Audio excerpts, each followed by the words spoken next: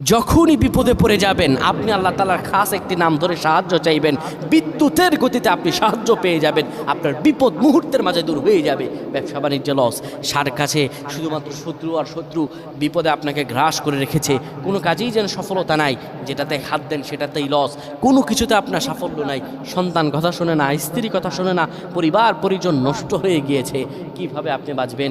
প্রবাসে আটকা পড়ে গেছেন, আসতেও পারেন না, কোনো কাজও পাচ্ছেন না, আপনি আমলটা করেন।